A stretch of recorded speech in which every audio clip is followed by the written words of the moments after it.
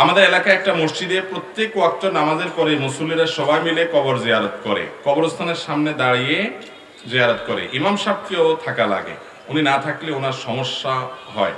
দয়া করে জানাবেন এটা সঠিক কিনা। এরপরে প্রশ্ন হলো, স্থায়ীভাবে বসবাস ও উচ্চশিক্ষা কিংবা টাকা উপার্জনের জন্য অমুসলিম দেশে যাওয়া যাবে কিনা।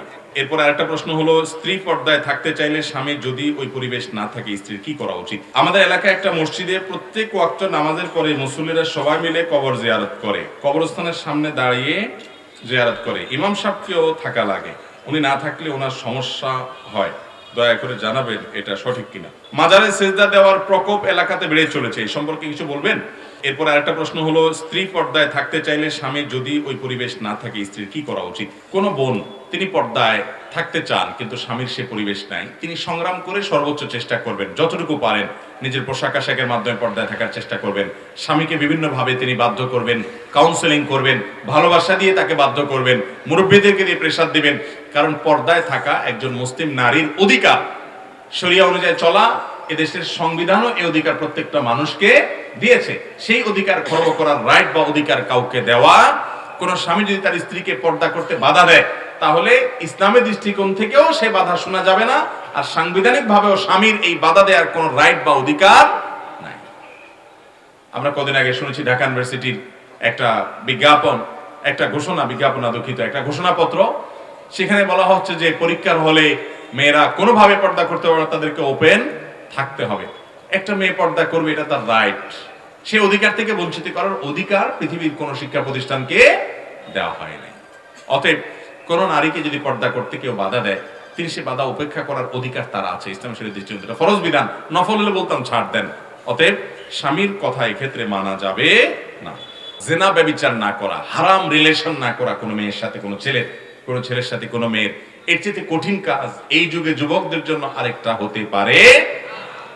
কারণ চতুর্দিকে এই হারামের হাতছানি আমাদের যুবকদেরকে, তরুণ প্রজন্মকে শেষ করে ফেলছে।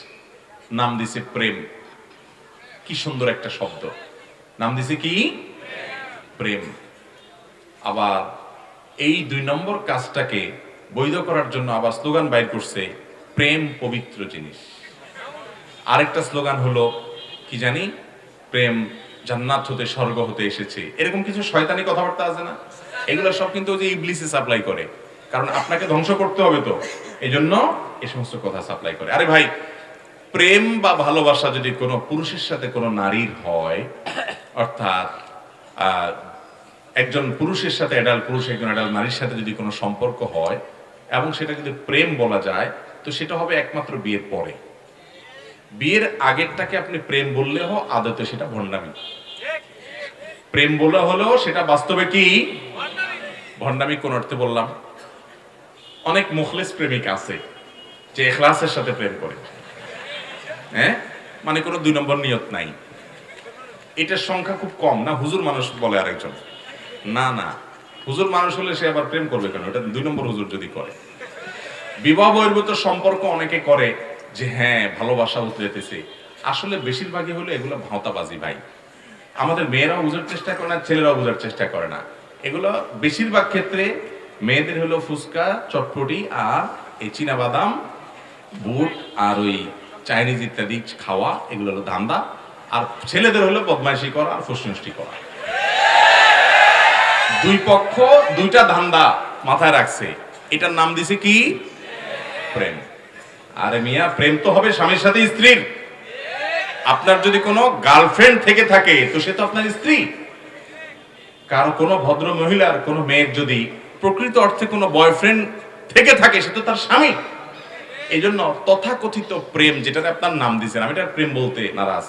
এই প্রেম নামক এই ভণ্ডামি, এই পাগলামো এবং বয়সের একটা মাতলামো, এটা এই পাগলামোটা যারা করেন, এটা কয়টা বিয়ে পর্যন্ত টিকে বলেন তো? মানে শতকরা 1000-এ কয়টা বিয়ে পর্যন্ত টিকে? কারণটা কি? কারণ হলো ওই যে সব তো ধান্দা ফান্দা শেষ করতে গিয়ে যার রাস্তা ধরে আইসা হুজুরের কাছে কানে কানে বলে, হুজুর মহিলা মাদ্রাসার একটা মেয়ে দেখবেন আমার জন্য। ওখানে আকাম কুকাম করে আইসা ওরে চটপটি খাওয়াই আইসা হুজুরের কাছে কানে কানে কি চায়, মহিলা মাদ্রাসার একটা পর্দানুশীল মেয়ে দেখবেন হুজুর আমার জন্য। গল্লি তাও ঠিক আছে, পাগল হলে কি হবে ভাইরা আমার। চরিত্রকে হেফাজত করার মতো কঠিন কাজ আর কিছু নাই। আমি যুবকদেরকে বলি, ভাই, সব যুবকরা এই নোংরামিতে গা ভাসাচ্ছে, বদমাইশি করছে, লাম্পট্য করছে। আপনি আপনি সংগ্রাম করার শপথ গ্রহণ করেন যে না, আমার চরিত্রে আমি কালিমা লাগতে দেব। ইতিমধ্যে যেটা লেগে গেছে তার জন্য আল্লাহর কাছে মাপ চাইবো। আমার সকল ভালোবাসা, এই বুক ভরা সকল ভালোবাসাকে জমাবো, আমি জমাতে থাকবো। আমার বন্ধুরা সব 2 নাম্বারই করে দেখবো, ওদেরকে বলবো তোরা কর, আমারটা আমি জমাইতেছি। কার জন্য? বইয়ের জন্য, নিজের বৈধ স্ত্রীর জন্য। তাকে সব নিবেদন করবেন। আল্লাহ তাআলা আমাদের যুবক ভাইদের চরিত্র হেফাজত করার তৌফিক দান করুন। এক একটা কয়েকটার সাথে সম্পর্ক করে তলে তলে। আল্লাহ রাব্বুল আলামিনকে ভয় করেন, সাবধান হন। মনে রাখবেন, যৌবনের এই পাগলামো, এই মাতলামোটা একসময় থাকবে না ভাই। একটা বয়সে আপনি দেখবেন, আপনার পেছনে যখন ফিরে যাবেন, আপনার ভিতরে অপরাধ বোধ কাজ করবে। আপনি একটা সময় লজ্জিত হবেন, অনুতপ্ত হবেন, কিন্তু আর ফিরে যেতে পারবেন না। যুবক ভাইরা, এখনো সময় আছে, নিজেকে হেফাজত করেন। বিশেষ করে ফেসবুকের কল্যাণে, মেসেঞ্জারের কল্যাণে, হোয়াটসঅ্যাপের কল্যাণে, নানান সোশ্যাল মিডিয়াতে অ্যাক্টিভিটিসের কল্যাণে আমরা অনেক হারামে জড়ায় যাচ্ছি, ঠিক না বেঠিক? ওয়াল্লাযীনা হুম লিফুরুজিহিম হাফিজুন। ভাইরা, আল্লাহ তাআলার কাছে জান্নাত পাবেন, হুর আইন পাবেন, জান্নাতে হুর লাভ করবেন, অনন্ত অসীমকালের সুখ পাবেন। সেই সুখ কখনো আর কেউ ছিনিয়ে নিতে পারবে না। দুনিয়াতে পেরেশানি আছে, সেখানে কোনো পেরেশানি থাকবে না। এখানকার প্রাপ্তির জন্য স্ট্রাগল হয়ে যে কিন্ডারগার্টেন থেকে নিয়ে শুরু করে সচিব হওয়া পর্যন্ত অনেক স্ট্রাগল করতে হয়। পাবেন কিনা সুখ জানেন না, পেয়ে গেলেও সেটা মুহূর্তের ভিতরে শেষ, দুনিয়া ছেড়ে চলে যেতে হয়। স্থায়িত্ব নাই, প্রাপ্তির নিশ্চয়তা নাই, তৃপ্তির স্থায়িত্ব নাই। আর সেখানে প্রাপ্তির নিশ্চয়তা আছে, তৃপ্তির স্থায়িত্ব আছে। সেই নিয়ামতের আশায় আল্লাহর নিষিদ্ধ পথ থেকে বেঁচে থাকেন, জান্নাতের পথে থাকেন। সব যুবকরা অপকর্ম করুক, আপনার সংগ্রাম হবে আমি আমার চরিত্রে কালিমা লাগতে দেব না। আল্লাহ আমাদের যুবক ভাইদেরকে হেফাজত থাকার তৌফিক দান করুন। চ্যালেঞ্জ নেবেন তো ইনশাআল্লাহ? আমি প্রায় সময় বলার চেষ্টা করি, ভাই, স্রোতের তালে গা ভাসানোর জন্য কোনো যোগ্যতা লাগে না। এটা মরা কাষ্ঠও করতে পারে। একটা গাছ, মরা গাছ আপনি ফেলে দিলেন পানিতে, বা জেতা গাছ আপনি উফড়ায় পানিতে ফেলে দিলেন, স্রোতের তালে তালে বিশাল বড় গাছ এটাও চলে যেতে পারবে। স্রোতের উল্টা দিকে চলতে হলে প্রাণী হতে হয়। একটা ছোট মাছের বাচ্চা দেখবেন স্রোতের উল্টা দিকে লেজ নেড়ে নেড়ে চেষ্টা করে যাওয়ার। ভাইরা আমার, স্রোতের তালে গা ভাসানোর জন্য যোগ্যতা লাগে না। সব যুবকরা ফুসফুসটি করছে, তাদের প্রত্যেকের জীবনে একাধিক প্রেম আছে, হারাম রিলেশন আছে, সম্পর্ক আছে। আপনি ইউনিক যুবক হন, জান্নাতে যাবেই হলে ইউনিক মানুষগুলো না। আমি নোংরামি করব না ইনশাআল্লাহ। আমার চোখকে হেফাজত করব, বৈধ ভালোবাসার জন্য অপেক্ষা করব, এখন পড়াশোনা করব, ক্যারিয়ার গড়ব, বাবা মাকে সময় দিব, ভালো ভালো কাজ করব, বদমাইশি এবং নোংরামি দিয়ে আমার যৌবনকে আমি নষ্ট করব না। এই পবিত্র রাখার সংগ্রামে ইনশাআল্লাহ শামিল হবেন তো ইনশাআল্লাহ? যে যুবক তার চরিত্রকে হেফাজত করতে পারে না, যে নিজেকে এতটা কন্ট্রোল করতে পারে না, এখানে এসে সে কাত হয়ে যায়, নিজের চরিত্রকে বিলিয়ে দেয়, সে কোন মুখে আল্লাহর কাছে জান্নাতের আশা করবে, দাবি করবে? চেষ্টা করা যাবে না ইনশাআল্লাহ? তো জান্নাতুল ফেরদাউসের যারা মালিক হবেন, ওয়ারিস হবেন, তাদের 4 নম্বর বৈশিষ্ট্য হলো চরিত্রেতে কালিমা লাগতে দেয় না। বললাম যে আজকাল চরিত্রকে রক্ষা করা কঠিন। বিবাহিত মানুষরাও পরকীয়া লিপ্ত হয়ে যাচ্ছে। ওই যে মেসেঞ্জারে হাই হ্যালো করতে করতে নিচের দিকে চলে যাচ্ছে। জেনার ধারে কাছের জন্য যাওয়া যাবে না। বেগানা পুরুষের সাথে নারীরা পর্দা করবেন, নারীদের সাথে পুরুষরা পর্দা করবেন, চোখের হেফাজত করবেন এবং সেই সাথে নিজেদেরকে নিয়ন্ত্রণ করবেন। হারামের ধারে কাছেও যাবেন না। এই কাজটা সবচেয়ে কঠিন কাজগুলোর একটাই যুগে। এই যুগে যদি কোনো ফেরেশতা সুলভ যুবক আপনি দেখতে চান, ফেরেশতা সদৃশ কোন যুবক যদি আপনি দেখতে চান, আপনি সেই যুবক দেখেন যে যুবকের যৌবনকে কোন যৌনতার সংশ্লিষ্ট অপরাধের কালিমা স্পর্শ করতে পারে নাই। এ হলো এই যুগের ফেরেশতা যুবক। অতএব সেই ফেরেশতা যুবক হওয়ার চেষ্টা করবো তো ইনশাআল্লাহ? ইতিমধ্যে লেগে গেছে, কোনো অসুবিধা নাই। আল্লাহ তাআলা কোরআনে কারীমে সূরা ফুরকানে বলেছেন, জেনা কেউ করে ফেলেছে, এরপর তওবা করেছে, তওবা করে দিয়ে ফিরে আসে সে, আল্লাহ তাআলা তার পাপাচারগুলো শুধু ক্ষমাই করবেন না, যদি সে সত্যিকারের ফিরে আসে আর কোনোদিন সে পথে পা না বাড়ায় এবং নিজেকে ভৎসনা করে, আল্লাহ তাআলা তার মন্দ কাজগুলোকে ভালো কাজ দিয়ে পরিপূর্ণ করে দিবেন। অতএব যুবক ভাইরা, তওবা করবো তো ইনশাআল্লাহ? আমাদের এলাকায় একটা মসজিদে প্রত্যেক ওয়াক্ত নামাজের পরে মুসল্লিরা সবাই মিলে কবর জিয়ারত করে, কবরস্থানের সামনে দাঁড়িয়ে জিয়ারত করে। ইমাম সাহেবকেও থাকা লাগে, উনি না থাকলে ওনার সমস্যা হয়। দয়া করে জানাবেন এটা সঠিক কিনা। দেখুন, কবর জিয়ারত করা গুরুত্বপূর্ণ একটা ইবাদত, সওয়াবের কাজ। নবী সাল্লাল্লাহু আলাইহি ওয়াসাল্লাম বলেছেন, জুরুল কুবুর ফাইন্নাহা তুযাক্কিরুকুমুল আখিরাহ, বা নাহাইতুমুল কুবুর একসময় তোমাদেরকে কবর জিয়ারত করতে আমি নিষেধ করেছি বিশেষ কারণে। এখন তোমরা ফাজুরুহাল আন, এখন তোমরা কবর জিয়ারত করো, ফাইন্নাহা তুযাক্কিরুকুমুল আখিরা, কারণ কবর জিয়ারত আখিরাতের কথা স্মরণ করায় দেয়। কবর জিয়ারত করলে কিসের কথা স্মরণ হয়? আখিরাতের। এজন্য কবর জিয়ারত করা সুন্নাত। কিন্তু কবর জিয়ারত এটার জন্য কোনো দলীয় রূপকে যদি কেউ আবশ্যক বানিয়ে নেয় সেটা বিদআত হতে পারে। হ্যাঁ, এমন হতে পারে যে কিছু লোক মসজিদ থেকে বের হয়েছে, পাশের কবরস্থান জিয়ারত করতে করতে কয়েকজন হয়ে গেছে, সবাই জিয়ারত করছে, তো দলীয় রূপ হয়ে গেছে অটোমেটিক, এটা হতে পারে, এটাতে অসুবিধা নেই। কিন্তু না, বের হতে হবে ইমাম সাহেবের নেতৃত্বে, ইমাম সাহেব পড়বেন, সবাই সাথে সাথে আমিন আমিন বলবেন। আমাদের দেশে বিশেষ করে এইসব অঞ্চলে, কুমিল্লা, নোয়াখালী, ফেনী এই সাইডটাতে এবং দেশে অনেক এলাকাতে আছে, রমজান মাসে বিশেষ করে এটা হয় যে হুজুরে ঠিক করে, হুজুর মুসল্লিদের সবাইকে নিয়ে কবরস্থানে যায়, হুজুরের তালে তালে সবাই করে। না ভাই, এরকম কোন নির্দেশনা কবর জিয়ারতের ক্ষেত্রে অন্তত দেওয়া হয় না, যেটা দলীয় ব্যাপার। নামাজের মধ্যে ইমাম সাহেবের নেতৃত্বে নামাজ পড়তে হবে, 5 ওয়াক্ত নামাজ, ঠিক আছে। কবর জিয়ারত এরকম দলীয় ভাবে বা দলবদ্ধ ভাবে করার জিনিস না, বরং এটা প্রত্যেকে ইন্ডিভিজুয়াল ভাবে করবে। ইন্ডিভিজুয়াল ভাবে করতে করতে দলীয় রূপ হয়ে গেল, সেটা হতে পারে। আবার কখনো এমন হলো যে একজন হয়তো অন্যরা কবরের দোয়া সালাম পেশ করবো কিভাবে জানে না, তিনি শিখাই দিলেন সবাইকে, এটা হতে পারে। কিন্তু এটা যদি নিয়মিত আমল হয় এবং এটা যদি সবসময় হয়, তাহলে সেক্ষেত্রে এটা বেদাতের দিকে পর্যবসিত হতে পারে। কোন ইমাম সাহেবকে এই জন্য বাধ্য করা জায়েজ নাই। কবর জিয়ারত করা এটা নফল আমল, ব্যক্তিগত আমল। ইমাম সাহেবকে যদি আপনি বাধ্য করেন, সে রাইট আপনাকে কে দিয়েছে যে আপনি ইমাম সাহেবকে বাধ্য করবেন? এটা জায়েজ নাই। মাজারে সেজদা দেওয়ার প্রকোপ এলাকাতে বেড়ে চলেছে, এই সম্পর্কে কিছু বলবেন? মাজারে সেজদা দিবেন কেন? সেজদা দিবেন আহকামুল হাকিমিনকে, রব্বুল আলামিনকে। প্রত্যেক নামাজের প্রতি রাকাতে বলেন ইয়্যাকা না'বুদু ওয়া ইয়্যাকা নাস্তাইন, আল্লাহ আপনারই ইবাদত করি। আপনি বলছেন ইবাদত শুধু আল্লাহর করতেছেন, অথচ সেজদা দিচ্ছেন আপনি মাজারকে। মনে রাখবেন, মাজারে যিনি শায়িত আছেন এও গোলাম। এও কি? কার গোলাম? তো আপনি গোলামের কাছে যাচ্ছেন কেন? মালিক রেখে আছে, ছোট লোক কি আছে এটাতে? মালিককে সম্মান করা হয় না অসম্মান করা হয়?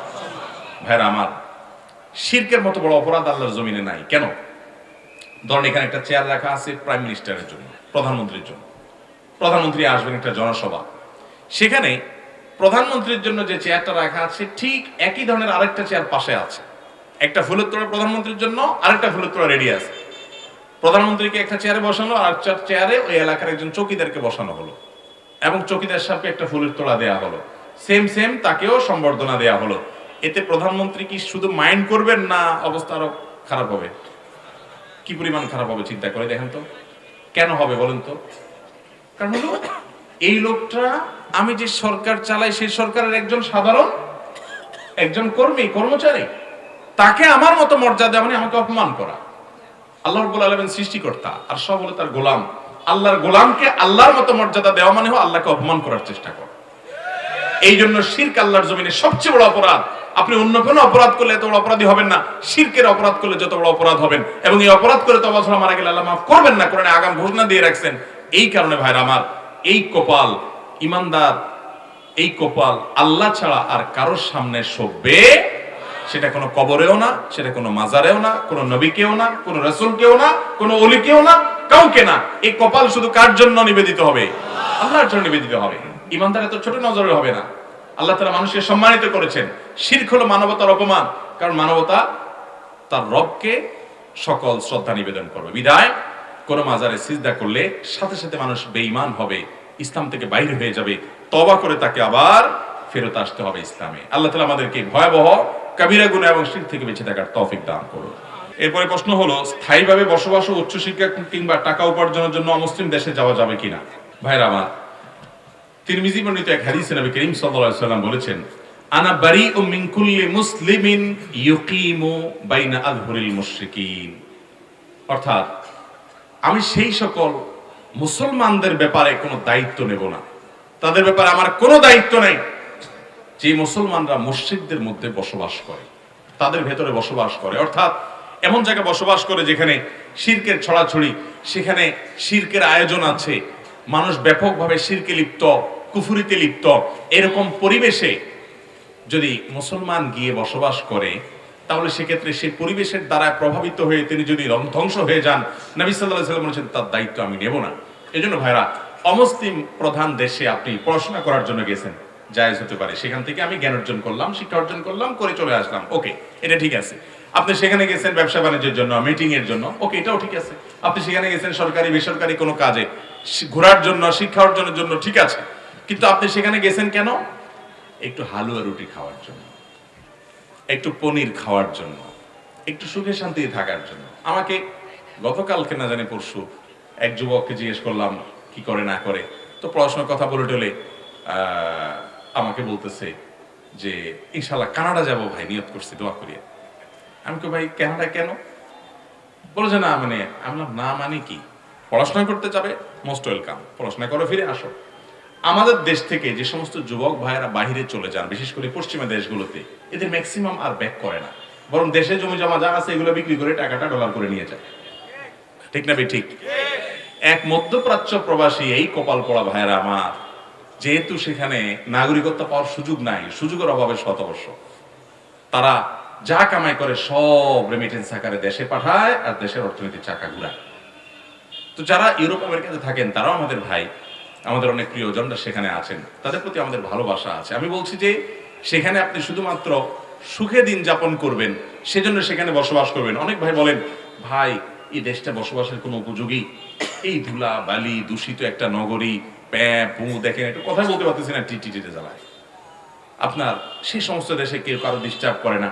আপনি জাপানে যাবেন, দেখবেন মানুষ রাস্তার পাশে কথা বলে, যদি কথা বলতে হয় ফোনে, হেডফোনে কথা বলে, আস্তে আস্তে কথা বলে, কারোর জন্য ডিস্টার্ব না হয়। আমি নিজে অবাক হয়েছি, অনেক দেশে যাওয়ার সুযোগ হয়েছে আমার, দেখলাম যে অমুসলিমরা তারা কত কত অন্যের অধিকারের উপরে সচেতন, এদেশে বসবাস করার সুযোগ নেই। তো আমাদের এই অজুহাতে অনেক যুবক ভাইয়েরা বাইরে গিয়ে পাড়ি জমায়। ভাই ভালো করে শুনে রাখেন, অমুসলিম প্রধান দেশে, কাফিরদের দেশে যদি আপনি গিয়ে স্থায়ীভাবে বসবাস করেন, আপনার সে বসবাস করার বৈধ হওয়ার একটা প্রধান মাধ্যম হলো আপনি সেখানে বসবাস করবেন দাওয়াতের নিয়তে, যে আমি সেখানে সেখানকার মানুষদেরকে ইসলাম প্রচার করব, দাওয়াত দিব, তাদেরকে ইসলামের দিকে আকৃষ্ট করব, ইসলামের সৌন্দর্য আমার আচার আচরণ দিয়ে, আমার দাওয়াত দিয়ে আমি ফুটিয়ে তুলবো। আমি দায়ী হিসেবে গেছি, তাহলে এটা জায়েজ আছে না? শুধু এটা সওয়াবের কাজ। কারণ নবী করিম সাল্লাল্লাহু আলাইহি সাল্লামের বহু সাহাবীরা অনেক দেশে তাদের খবর পাওয়া যায়, তারা সেখানে দাওয়াতের কাজে গেছেন আর ফিরে আসেন। এই উদ্দেশ্যে আপনি থাকেন, আপনার পরিবারকে নিয়ে থাকেন, যে আমার ছেলেও দায়ী হবে, আমার মেয়ে দায়ী হবে, আমার স্ত্রী দায়ী হবে, ঠিক আছে, এটা জায়েজ আছে। কিন্তু ভাইরা একটু ভালো খাওয়ার জন্য থাকবেন। আমাকে একবার এই কানাডা থেকে এক ভাই বললেন, ভাই জানেন না, প্রথম গেছেন উনি, অনেক বছর আগের কথা, এটা প্রায় 2 যুগ আগের কথা। আমাকে বললেন যে ভাই জানেন না, আসলাম, এখন আমার এই যে জুতাটা পরে আসছি বাংলাদেশ থেকে, আজ 1 সপ্তাহ হয়ে গেছে, এখন পর্যন্ত ধুলা জমে নাই, এত স্বচ্ছ পরিবেশ এখানে, এত সুন্দর। তো আমি বললাম ভাই সবই বুঝলাম, আমি তো এমন এক দেশে, তখন আমি অবশ্য সৌদি আরব ছিলাম, না জানা দেশে ছিলাম, দুঃখিত। আমি বললাম যে আমরা যে দেশে থাকি, এই দেশে ধুলাবালি এসে জামা কাপড় নষ্ট করে, গাড়ির গ্লাস নষ্ট করে, জামা কাপড় সব নষ্ট করে, বুঝলাম। কিন্তু দিন শেষে প্রবাসের কষ্টটা আমি খুব ভালো করে বুঝি ভাই, কারণ 10টা বছর প্রবাসে সৌদি আরবে আমি ছিলাম, আমি জানি আপনজন হারানোর যে কষ্ট, আপনজনকে কাছে না পাওয়ার যে কষ্ট, এটা কখনো বলে বোঝানো যাবে। তো আপনি অনেক ভোগ করছেন, কিন্তু অনেক ত্যাগও আপনাকে অনেক কিছু হারাতেও হচ্ছে। আপনার মা নাই, বাবা নাই, আত্মীয় স্বজন কাছে নাই, এই কষ্টটা আপনি কিভাবে, কি দিয়ে পোষাবেন আমাকে বলেন? কিছু দিয়ে পোষাতে পারবেন না, হাহাকার করবে মাঝে মধ্যে। সবচেয়ে বড় কথা হলো ভাই, আপনি একটু ভালো থাকেন, এতে আমার কোনো অসুবিধা নাই ভাই, কিন্তু ক্ষতিটা কোথায় হবে বুঝেন। মূল জিনিসটা জায়গাটা আসেন, সেটা হলো আপনার প্রজন্ম বেঈমান হয়ে যাবে, এটা প্রায় নিশ্চিত থাকতে পারেন আপনি। কিভাবে? বহু লোকের চোখের পানি আমাদের কাছে এসে ফেলে যে হুজুর গেছিলাম বিদেশে ছেলে মেয়ে নিয়ে, কয়দিন পরে ছেলেটা নাস্তিক হয়ে গেছে, আল্লাহর প্রতি বিশ্বাস নেই, মেয়েটা নাস্তিক হয়ে গেছে। আমাকে এক ভাই বললেন যে আপনাদের ছেলে মেয়ে অবৈধ রিলেশন না করলে আপনারা খুশি হন। আমরা পশ্চিমা দুনিয়াতে এমন অনেক দেশ আছে, সেখানে অনেকে বসবাস করি, যে আমাদের ছেলে মেয়ে প্রেম করলে আমরা খুশি হই, আল্লাহর কাছে শুকর আদায় করি, আলহামদুলিল্লাহ বলি যে আমাদের ছেলেটা একটা মেয়ের সাথে একটা প্রেম করছে, সে গে হয় নাই, সমকামী হয় নাই, এই জন্য আমরা শুকর আদায় করি। মানুষ নামতে নামতে কোথায় নামে আপনি চিন্তা করেন? ঢাকা এয়ারপোর্টে একবার এক ভদ্রলোক আমাকে জড়ায় ধরছেন, ওই যে লন্ডন থেকে আসছি বাবা, ছেলেটা আমার 5 ওয়াক্ত নামাজ পড়তো, এখন নাস্তিক হয়ে গেছে। কারণ সে যে স্কুলে পড়ে, সে যে ইউনিভার্সিটিতে যায়, সে যে এনভায়রনমেন্টে যায়, সব যখন কাফের মুশরিক, ওইটার একটা প্রভাব বাচ্চাদের উপরে পড়ে। আপনি একটা জেনারেশন বহুত কষ্ট করে হয়তো টিকায় রাখতে পারবেন, এরপরে আর পারবেন না, নাতিপুতি আর রাখতে পারবেন না। আপনি মারা যাওয়ার পরে আপনার কবরের পাশে আপনার বাচ্চারা দোয়া করুক, আপনি চান না? কিন্তু এটা হবে না। যদি আপনি এখানে এভাবে পাড়ি জমান। সবচেয়ে বড় কথা হলো আমাদের যুবক ভাইদের অভিযোগ এবং অনেক মেধাবীদের অভিযোগ, অভিযোগটা সত্য অভিযোগ, সেটা হলো এদেশে কোথায় থাকবো, এদেশে যোগ্য মানুষের মূল্যায়ন নাই, দুর্নীতিবাজদের মূল্যায়ন, তেল মারা মানুষদের মূল্যায়ন। সরকারি চাকরি যদি কোনো মেধাবী যুবক যদি সরকারি চাকরি পায় আর যদি সে সৎ হয়, তাহলে অপরাধ না করার অপরাধে সে জেলে যাওয়া লাগবে, অথবা তার চাকরি চলে যাবে। ওই যে বললাম শুরুতে, আমি আলোচনাতে বলছি, এই দেশের অর্থনৈতিক উন্নতির পেছনে সবচেয়ে বড় বাধা জগদ্দল পাথরের নাম হলো দুর্নীতি। কিছু হলে তো হুজুরদের দিকে ছুটেন আপনারা, এসব দুর্নীতি হুজুররা করছে, চেয়ারগুলো সব হুজুরদের হাতে। ভাইরা আমার, এই জন্য যে সমস্ত যুবক ভাইরা এই অভিযোগ করেন, এটা ঠিক যে এই দেশে ভালো মানুষের, যোগ্য মানুষের মূল্যায়ন হয় না, যোগ্য মানুষকে আরো কষ্ট করতে হয়। কিন্তু আমার কথা হলো, তারপরও আমি আমার প্রিয় স্বদেশ, প্রিয় মাতৃভূমি, আমার আপনজন, আমার মা বাবা, আমার আত্মীয় স্বজন, তাদেরকে ভালো করার জন্য চেষ্টা করে যাবো। আমি দুনিয়া থেকে চলে গেলেও একটা কথা আমি বলতে পারবো যে আলহামদুলিল্লাহ আমি চেষ্টাটা করছি সমাজটাকে ভালো কিছু দেওয়ার জন্য। আমার বিবেকের কাছে তো আমি অন্তত আমি পরিষ্কার থাকতে পারবো। আর আমি রেখে একটু নিজের উন্নতির জন্য চলে গেলাম আরেক জায়গায়, অথবা নিজের ভালোটা তারা নিবে সেজন্য দিলাম, কিন্তু আমার অনেক কিছু আমার এই প্রতিবেশী, আমার এলাকার মানুষের হক আজ আমি আদায় করলাম না। এই জন্য ভাইরা, পশ্চিমা দুনিয়াতে যারা পাড়ি জমান ভালো কথা, কিন্তু সেখানে স্থায়ীভাবে বসবাস করলে দাওয়াতের উদ্দেশ্যে শুধু থাকবেন, পার্থিব উদ্দেশ্যে সেখানে স্থায়ীভাবে বসবাসের চিন্তা করা জায়েজ হতে পারে না। একটা দৃশ্য আমার চোখের সামনে এখনো ভাসে, কি, যে কোনো একটা জেলার নাম বলছেন, আমি নাম বলবো না, বলেন যে অমুক জেলাতে আমি ম্যাজিস্ট্রেট ছিলাম, একটা মামলা আমার কাছে আসলো, একটা লোকের মানে ভয়ঙ্কর ক্ষতি করে দিতে পারি আমি, একদম তার বিরুদ্ধে অর্ডার দিয়ে দেবে, শেষ তার লাইফ। তো গরিব মানুষ আমার কাছে আসছে, বললাম যে এত টাকা লাগবে, দিতে পারবা, তাহলে রায় ঘুরে যাবে। তখন গরিব মানুষ বলে যে টাকা পয়সা দিতে পারবো না স্যার। বলে তোমার জমি জমা নাই? বলে আছে। বলে বিক্রি করে নিয়ে আসো। বলে যে লোকটা জমি জমা বিক্রি করে 10 টাকা জিনিস 5 টাকা বিক্রি করে তাড়াহুড়া করে টাকা নিয়ে আসছে। আসার পরে আমি রায় ঘুরে দিয়ে তারে বাঁচাই দিছি, অথচ সে এমনিই নিরপরাধ মানুষ ছিল, তারে ফাঁসানো হয়েছে। তো আমি তাকে এই রায় দিয়া ওই টাকার বান্ডেলগুলো নিয়ে আইসা এই জমিটা কিনছি, যে জমিটা এখন পোলাপান বলতেছে আমরা বাড়ি করবো ওখানে। ওরা তো জানে না ওই টাকাটা আমি অন্যায়ভাবে ওই লোক থেকে আনছি। তখন আমার বুঝ আসে নাই, এখন আল্লাহর ভয় আসছে। ভাইরা আমার, এরকম শত শত মানুষের হিস্ট্রি আমার বুকে আছে। আমি জানি শয়তান আপনাদেরকে বলবে 2 নম্বর পথে কামাই করো, খবরদার সেদিকে পা বাড়াবেন। মনে রাখবেন, হারামে আরাম নাই, এটা মুখে আমরা বলি, কিন্তু এখন যদি আপনার সামনে কয়েক কোটি টাকা মেরে দেওয়ার একটা সুযোগ আসে, কেউ দেখবে না, কেউ দেখবে না, এবং ভয় নাই, ধরা পড়ার কোনো সম্ভাবনা নাই। মেরে দেওয়ার সুযোগ আছে কয়েক কোটি টাকা, আপনি মাহফিল থেকে যাওয়ার সময় পাইছেন বস্তাটা, আস্তে নিয়ে যাবেন, অন্ধকার, কোনো সিসি ক্যামেরা নাই, লাইট নাই, কিচ্ছু নাই, নিয়ে এসে তো ঘরে ধুয়ে দিবেন, আস্তে আস্তে সাইজ করবেন। শয়তান আপনাকে বলবে আরে নিয়ে যা, নিয়ে যা, পরে মাপটাপ চাবি, কিছু মসজিদ মাদ্রাসা দিয়ে দিবি, কিছু দিয়ে দিলে হুজুররা এমনি মার হাবা দিবে, কালো টাকা সাদা হয়ে যাবে।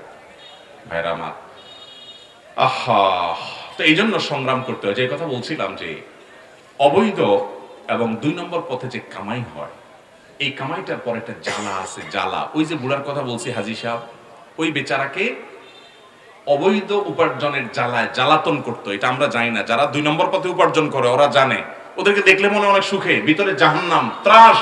কারণ ও জানে দিন শেষে সে দুর্নীতিবাজ, সে খারাপ মানুষ, সে জানে এই টাকাগুলো আরেকজনের, মানুষের অন্যায়ভাবে উপার্জন করছে, এই জন্য মন করে সেটা ভোগ করতে পারে না। কিন্তু এর বিপরীতে একজন মানুষ গরিব, তিনি সৎ ছিলেন, এই জন্য বেশি পয়সা করতে পারেন নাই, ডাল ভাত খায় কিন্তু প্রচন্ড তৃপ্তি, কারণ তার মনের দিক থেকে এই সাপোর্ট আসে যে আলহামদুলিল্লাহ আমি কখনো 2 নম্বর পথে কামাই করি নাই, একটা বল থাকে। এই জন্য নবী সাল্লাল্লাহু আলাইহি ওয়াসাল্লাম বলেছেন লাইসাল গিনা বিকাসরাতিল আরজ, অনেক সম্পদের মালিক হওয়ার নাম ধনী হওয়া নয়, ওয়ালাকিন্নাল গিনা গিনান নাফস, ধনী হওয়া হলো যার মনের দিক থেকে ধনী। মনের দিক থেকে ধনী মানে সে জানে তার মনে কোনো দুর্বলতা নাই, সুখী সে, ওই সম্পদের মালিক হওয়ার নাম সুখ হতে পারে না। অতএব সৎ পথে চলবো তো ইনশাআল্লাহ। দুর্নীতির বিরুদ্ধে আমরা সংগ্রাম করব, দুর্নীতি নিজেরাও করব না, কাউকে করতে দেব না। মুশকিল হলো আমরা নিজেরাই তো দুর্নীতিবাজদের দুর্নীতি করতে সহযোগিতা করি, তাদের দোষ দিয়ে লাভ কি? একটা কাজ সরকারি অফিসে একটু সিরিয়াল ধরে করতে হবে, আপনি বলেন এত সিরিয়াল ধরে কে, ঝামেলা, ঠিক আছে অমুকে ডাইকে আয় না, 500 টাকা দিয়ে দিলাম, ভাই আমার কাজটা এমনি করে দিস, তাহলে ওরে তো 2 নম্বরের পথে আপনি নিয়ে গেলেন, ঠিক না? ঠিক আমি দাঁড়িয়ে থাকবো 2 ঘন্টা, তারপরও 500 টাকা ঘুষ দেব। বেশিরভাগ কাজগুলোতে দেখা যায়, অনেক জায়গায় আছে টাকা চাওয়া হবেই না, অনেক জায়গায় আছে যে কাজগুলোতে আপনি চাইলে চেষ্টা করলে সঠিকভাবে করতে পারবেন। তো যেটা বলছিলাম, নামাজে মনোযোগ আনার জন্য হালাল উপার্জনের কোনো বিকল্প হতে পারে, অতএব হালাল উপার্জন করতে হবে। নাম্বার 2, নামাজে মনোযোগ আনতে হলে আপনার চোখের গুনাহ থেকে বাঁচতে হবে। চোখের গুনাহ কঠিন কঠিন কাজ, এগুলো সব। হালাল উপার্জনটাও কঠিন কাজ, কারণ নামাজ কালাম পড়তে এত কষ্ট হয় না, হারাম টাকার বান্ডিলকে ডিনাই করতে যত কষ্ট হয়। ঠিক না ঠিক? কাস্টমারের ফাঁকি দিয়া পয়সা কামানো, এটা লোভনীয় একটা ব্যাপার। এটা ছাড়া যত কঠিন, নামাজ পড়াটা এত কঠিন না। নামাজ অনেক চোর ডাকাত দুর্নীতিবাজও পড়ে নেয় টুকটাক। ঠিক না ঠিক? অতএব ভাইরা আমার, দ্বিতীয় কঠিন কাজ হলো চোখের গুনাহ থেকে বাঁচা। আজকাল চোখ দিয়ে হারাম জিনিস দেখা, অশ্লীল এবং নোংরা জিনিসপত্র দেখা, সেটা ফেসবুকে, ইউটিউবে, বিভিন্ন ভাবে যত বেশি এগুলো দেখবেন, ইমানের নূর তত নষ্ট হবে, ইবাদতের স্বাদ পাবেন না। কিছুদিন পরীক্ষা করে এগুলো সবগুলো থেকে বেঁচে থাকেন, আপনি দেখবেন নামাজের ভিতরে কি স্বাদ আল্লাহ তাআলা আপনাকে দিচ্ছে। ইমানের স্বাদ, ইবাদতের স্বাদ আপনি পাবেন। নাম্বার 3, নামাজে মনোযোগের জন্য নামাজে কি পড়ছেন সেগুলো একটু বুঝে বুঝে পড়ার চেষ্টা করেন। এই দোয়াগুলো, দুরুদগুলো, আয়াতগুলো, সূরাগুলোর অর্থ বোঝার চেষ্টা করেন। নাম্বার 4, নামাজে মনোযোগ রাখার জন্য ধীরস্থিরতার সাথে নামাজ পড়েন। এটা মহৌষধের মতো কাজ। আমি এটা আমল করে দেখেছি, একেবারে ইনস্ট্যান্ট কাজ হয়। আপনার 4 রাকাত নামাজ পড়তে 3 মিনিট সময় লাগে বা 4 মিনিট সময় লাগে। আপনি চ্যালেঞ্জ দেন যে এই 4 রাকাত নামাজে আমি 10 মিনিট সময় বরাদ্দ করব, ডাবল সময় দেব।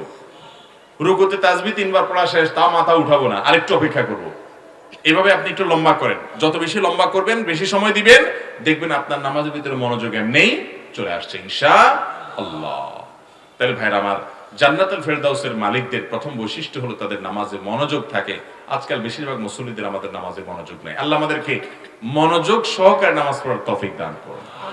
চেষ্টা করবো তো সবাই ইনশাআল্লাহ। নাম্বার 2, ওয়াল্লাযীনা হুম আনিল লাগবি মুরিদুন, যারা অহেতুক অনর্থক কাজ থেকে বিরত থাকে, বেঁচে থাকে। ফালতু কাজ, যে কাজে দুনিয়া আখিরাতের কোনো লাভ নাই।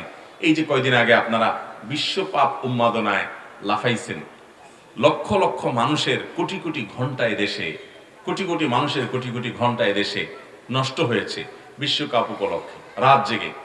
এটাতে আপনার নিজের কয় পয়সা ইনকাম হয়েছে? অনেকের হয়েছে। এই বিশ্বকাপকে কেন্দ্র করে আমাদের দেশে অনেক বড় বড় মনিটরে খেলা হয়েছে, বেট ধরেছে, বাজি ধরেছে, জুয়া এবং হারাম উপার্জন অনেকে করেছে। কিন্তু বৈধ পথে এই কামে কোনো উপার্জনের কোনো সুযোগ আছে? কিন্তু আমরা দেখছি। কেন দেখছি ভাই? নিজেরাও ভালো করে বলতে পারবো না। আমরা গোল দিচ্ছে কোন দেশের কোন খেলোয়াড়, আমরা লাভ দিয়ে উঠতেছি গোল বলে। ওই বেটা গোল দিলে কোটি কোটি টাকা পাবে, এমনকি হেরে গেলেও পয়সা পাবে। আপনি এখানে লাভ হয় কিছুই পাবেন না। কিন্তু সেই কাজটা আমরা করছি কি করি নাই? এরপর যুবক বলেন, বৃদ্ধ বলেন, বৃদ্ধদের দেখেন শয়তান সবার জন্য কিছু কিছু আইটেম রাখে। ওই যে চিরশত্রু, সে তো আপনার জান্নাতে যেতে দিবে না, সে আপনাকে জান্নাতে দিবে না। ভালো কাজে দেখবেন নামাজে কেন এত বাজে কথা মনে আসে? কারণ যে ইবলিস, আপনি অন্য কোনো জায়গায় এত বাজে কথা মনে আসে না, যেটা নামাজের মধ্যে মনে আসে। কারণ সে জানে নামাজে মনোযোগ থাকলে জান্নাতে চলে যাবেন, এটা যেন যেতে না পারে। এজন্য সে নামাজের ভিতরে যত ফালতু চিন্তা আছে সবাই না আপনার সামনে হাজির করে দেয়। ভাইরা আমার, সেই ইবলিস বৃদ্ধদের জন্য এক ধরনের সময় নষ্টের আইটেম রাখছে, যুবকদের জন্য আরেক রকমের। বৃদ্ধদের জন্য সময় নষ্টের আইটেম হলো চায়ের দোকান।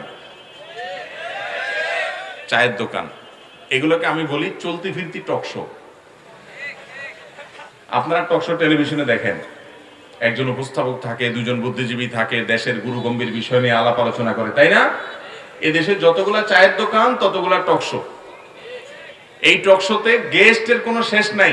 একজন চাকায় উঠে, আরেকজন আসে, এক বুড়া বাইর হয়, আরেক বুড়া আসে, গেস্ট একটার পর একটা আসে থাকে। এই জন্য বলছি আমি, এটা 24 ঘন্টার ওপেন টকশো। 24 ঘন্টা তো না, যতক্ষণ খোলা থাকে ততক্ষণ টকশো। এই টকশো দেখবেন দেশের রাজনীতি, অর্থনীতি, সমাজনীতি সব গুরু গম্ভীর এবং হাইপোথেটিক্যাল উচ্চমানের বিষয় নিয়ে তর্ক বিতর্ক, গন্ডগোল, ফাসাদ, মারামারি, কাটাকাটিও হয়।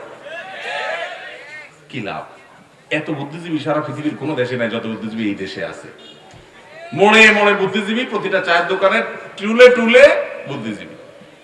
ভাইরা আমার, মুরব্বীদের সময় নষ্ট করার জন্য শয়তান এক টকশো বসাইছে, আর যুবকদের সময় নষ্টের জন্য এই যে খেলাধুলা, কলেজ ইউনিভার্সিটি মনে মনে 4-5 দোস্ত মিলে আরেক মেয়েকে নিয়ে বাজে আলাপ আলোচনা, অহেতুক আড্ডা। আল্লাহ তাআলা আমাদেরকে রক্ষা করুন।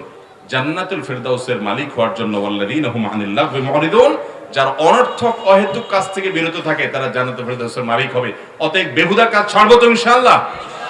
নাম্বার 3, ওয়াল্লাযীনা হুম লিয-যাকাতি ফাইলুন, জান্নাতুল ফেরদাউসের ওয়ারিস হতে হলে যাকাত আদায় করতে হবে। কি আদায় করতে হবে ভাই? যাকাত। যাকাত এটা আজকাল অনেক মানুষের উপরে আবশ্যক, আমরা জানি না। আমরা মনে করি কোটি কোটি টাকার মালিক হলে, লাখপতি মিলিয়নিয়ার বিলিয়নিয়ার হলে বোধহয় যাকাত আসে না। ভাই, যাকাত আসার জন্য 595 গ্রাম রূপা, যেটাকে 52.5 তোলা বলেন, এই 52.5 তোলা রূপা কেনার মতো টাকা আপনার কাছে জমা আছে। এই টাকাটা 1 বছর আপনার কাছে আছে, হোল্ড করছে, বাস, তাহলে আপনার উপরে যাকাত আবশ্যক। 595 গ্রাম বা 52.5 তোলা রূপার বাজার মূল্য কত এখন? 40-45 হাজার, বা এর প্লাস মাইনাস, কম বা বেশি হবে, এক্সাক্ট বললাম না, এরকম কাছাকাছি। অর্থাৎ 50 হাজারেরও নিচে, 1 লাখেরও অনেক কম। এই টাকা অনেক রিকশাওয়ালা ভাই আছেন, তাদেরও জমা আছে, আছে না নাই? তাহলে দেখা যাবে বহু লোকের উপরে যাকাত ফরজ হচ্ছে, আমরা দেই না। আমাদের কাছে অনেকে যাকাতের মাসআলা জিজ্ঞাসা করতে আসে। এই মাসআলা জিজ্ঞাসা করার স্টাইল দেখে বোঝা যায় উনি ফাঁক ফুকুর খুঁজতেছে বের হওয়ার জন্য। যাকাত কিভাবে না দেওয়া যায় সে বুদ্ধি খুঁজতেছে। একজন আমাকে একবার প্রশ্ন করেছে, বলে ভাই আমার 10 ভরি স্বর্ণ আছে, মহিলা মানুষ, বলে যে এই স্বর্ণগুলার যাকাত দিতে গেলে প্রতি বছর কিছু টাকা খরচ হয়, টাকা লেগে যায়। তো আমি একটা বুদ্ধি বাইর করছি, সেটা হলো যে 1 বছর পরে তো যাকাত দেওয়া লাগে, যখন আমার একটা বছর পূর্ণ হবে তার 2-3 মাস আগে এখান থেকে 5 ভরি আমি মেয়েকে দিয়ে দিব। ওর কোনো স্বর্ণ নাই, তাহলে ওর 5 ভরি আর আমার 5 ভরি, তাহলে 7.5 কারোরই নাই, যার কারণে ওরও যাকাত দেওয়া লাগবে না, আমারও দেওয়া লাগবে না। আবার 5-6 মাস পরে ও আমার ওইটা দিয়ে দিল। আমি বললাম যে সুবহানাল্লাহ, আপনি যদি মাদ্রাসায় পড়ালেখা করতেন আপনি অনেক বড় মুফতি হতে পারতেন। মাথায় এত বুদ্ধি মাশাআল্লাহ, ফাঁকি দেওয়ার জন্য। ভাইরা আমার, যারা যাকাত দেয়াটাকে বোঝা মনে করছেন, শুনে রাখেন, নবী করিম সাল্লাল্লাহু আলাইহি সাল্লাম বলেছেন কিয়ামতের আগে একটা সময় আসবে যে মানুষ যাকাত দেওয়াটাকে জরিমানা মনে করবে, অর্থদণ্ড মনে করবে, এটাকে লস প্রজেক্ট মনে করবে। আরে ভাই, যাকাত দিচ্ছেন মানে তো আপনার আখিরাতে এটা জমা হচ্ছে, এটা তো আপনার লসের কিছু নাই। যত বেশি যাকাত দেওয়া লাগবে তত আপনার ভালো, কারণ সম্পদ যেটা আপনি উপার্জন করছেন এটা নিজে খেয়ে ফেলছেন, এটা আপনার হয়ে গেল, আর যেটা দান করছেন সেটাও আপনার হয়ে গেল, আখিরাতের জন্য জমা হয়ে গেল। আর এছাড়া যেটা আছে এটা সব মানুষের, আপনার মরার পরে সব ভাগযোগ করে নিয়ে যাবে। তাহলে আপনার চেয়ে বোকা এবং নির্বোধ কে হতে পারে যে আপনি মানুষের জন্য সব রেখে চলে যাচ্ছেন? অতএব যাকাত দিব তো ইনশাআল্লাহ হিসাব করে করে। যাকাতকে যারা অর্থদণ্ড মনে করে, জরিমানা মনে করে, এটাকে লস মনে করে, তারা বোকার স্বর্গে বাস করছে, তারা ভুলের মধ্যে আছে। যাকাতকে কখনো এটাকে জরিমানা মনে করা যাবে না। আপনার অনেক খরচ আছে, নিয়মিত দান করা হয় না, একুশিলা প্রতি বছর কিছু টাকা আপনি দান করছেন, আলহামদুলিল্লাহ, এটা একটা সওয়াবের কাজ। অনেকে প্রশ্ন করে, ভাই ব্যাংকে আমার 5 লাখ টাকা ফেলে রাখছে, মেয়ের বিয়েতে লাগবে, ছেলের পড়াশোনা লাগবে, অমুক কাজে লাগবে, এটা তো আমার ব্যবসার উদ্দেশ্য নেই, এই টাকারও কি যাকাত দিতে হবে?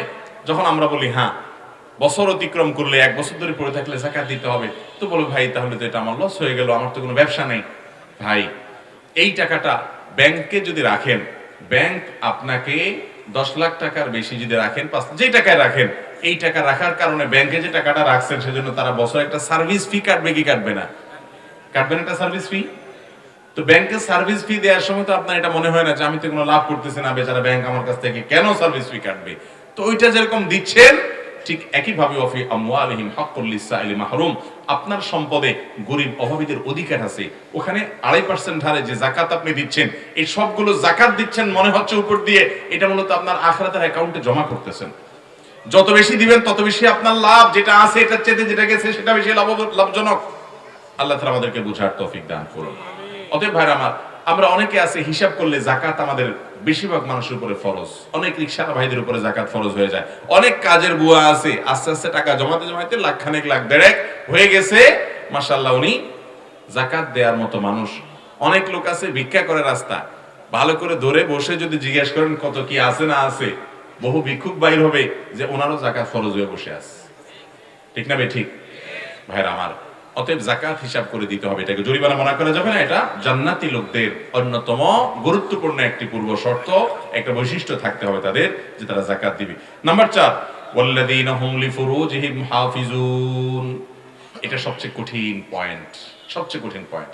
যারা নিজের ইজ্জতকে, সম্ভ্রমকে, লজ্জাস্থানকে হেফাজত করে, কন্ট্রোল করতে পারে, এই লোকগুলো জান্নাতে যাবে। এই যুগে এই কাজটার চাইতে কঠিন কাজ আর কোনটা যে নাই, এটা যুবকদের চাইতে আর কেউ ভালো বুঝবে না। নিজের ইজ্জত, সম্ভ্রম, এটাকে হেফাজত করা।